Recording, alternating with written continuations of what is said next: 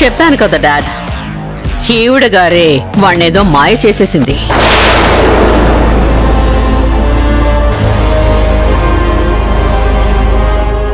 ఏం చేస్తాం, వసుదేవుడంతటి వాడే గాడిద కాళ్ళు పట్టుకున్నట్టు ఇప్పుడు ఈ ఇంటి పరువు ఈవిడ చేతుల్లోకి వెళ్ళింది.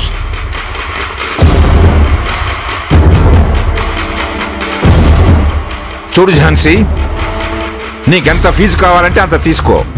కారు, బంగ్లా ఏది కావాలన్నా అడుగు, నిమిషాల్లో ఇప్పించేస్తాను.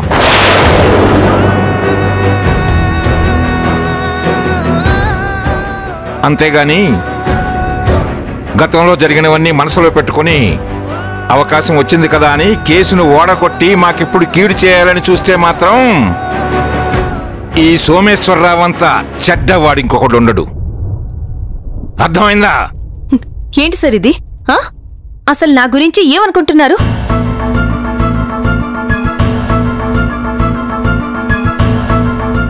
కోట్లు కాదు కదా, కనీసం రూపాయి ఇచ్చినా నేను ఈ కేసు తీసుకోను.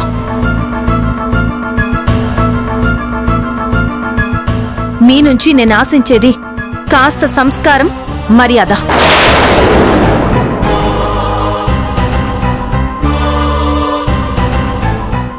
మేము కూడా మనుషులమే అన్న కనీస గుర్తింపు.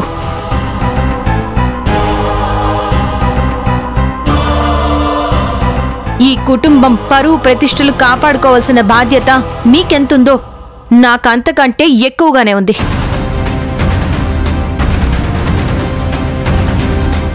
ఝాన్సీ, ఏంటి నువ్వేంటి మనుషులా మాట్లాడుతున్నావు? నీకు ఈ ఇంటికి ఏ సంబంధం లేదు. ఉంది మేడం, సంబంధం ఉంది. బయట చాలా మంది ఒక ఎమ్మెల్యే పక్కన ఫోటో దిగి ఎమ్మెల్యే మా మనిషి అని చెప్పుకుంటూ ఉంటారు. అలా ఉంది నీ పరిస్థితి. మేడం, ఇది ఈ ఇంటి వారసుడైన మా బావ ఇల్లు.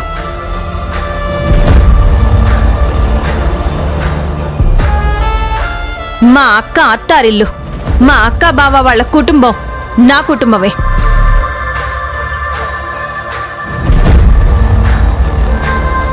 మీరు మమ్మల్ని దూరం పెట్టినంత మాత్రాన ఇది నా కుటుంబం కాకుండా పోదు.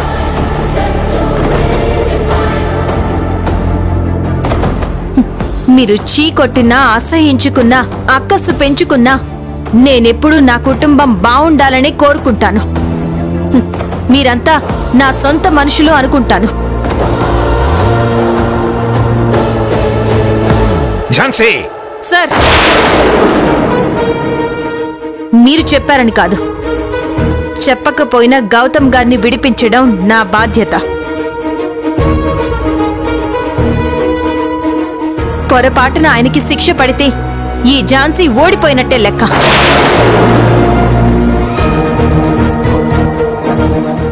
నేను లాయర్ పట్టా తీసుకుని ఒంటి మీద నల్లకోటు వేసుకున్న మొదటిసారి మా అక్క బావలకి ప్రామిస్ చేశాను, న్యాయం అనేది అందరికీ సమానంగా అందాలి, ఎంత కష్టమైనా సరే న్యాయాన్ని గెలిపించాలి అని. మీరు చూస్తూ ఉండండి, గౌతమ్ గారు సిన్సియర్ పోలీస్ ఆఫీసర్ అని నెక్స్ట్ సెషన్లోనే ప్రూవ్ చేస్తాను.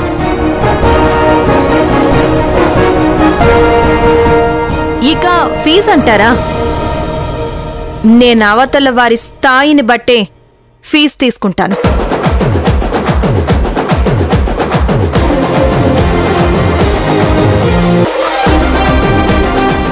అంటే తనకి ఫీజు ఇచ్చే స్థాయి మనకు లేదంటుందా డాడ్?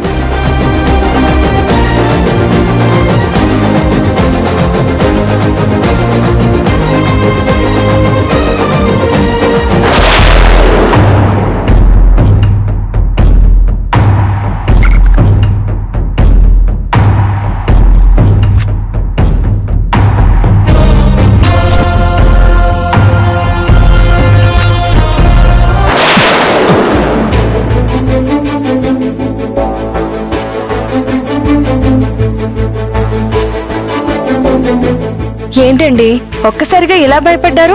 నేనుండగా మీ మీద ఎవరినైనా చెయ్యి వేలిస్తానా చెప్పండి? మీకేం భయం లేదు. అయినా మాధవన్నయ్య పహారా కాస్తున్నారు కదా, ధైర్యంగా ఉండండి.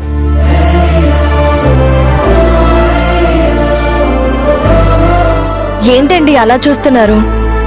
I love you. I love you two అండి.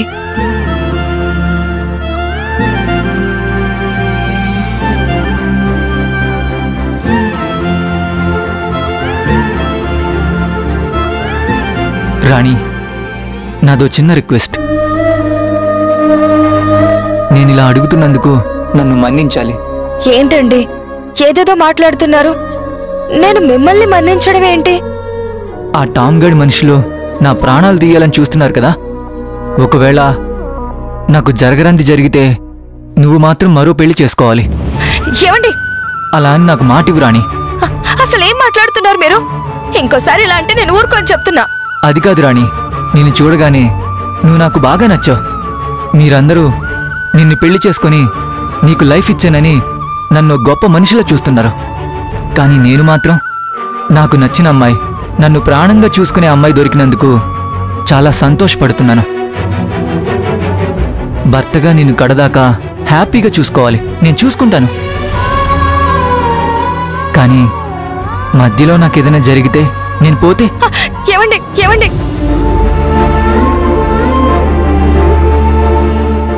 ఇంకోసారి మీరు ఇలా మాట్లాడకండి. మీకేం కాదు.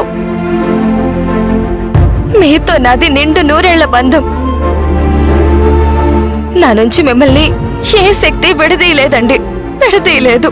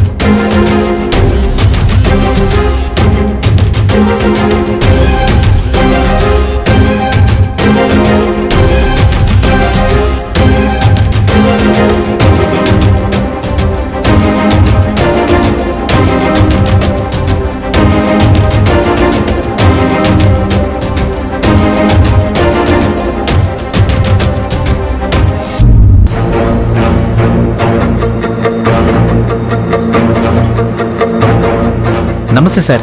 నమస్తే. ఈ అడ్రస్ ఎక్కడో తెలియట్లేదు, కొంచెం చెప్తారా?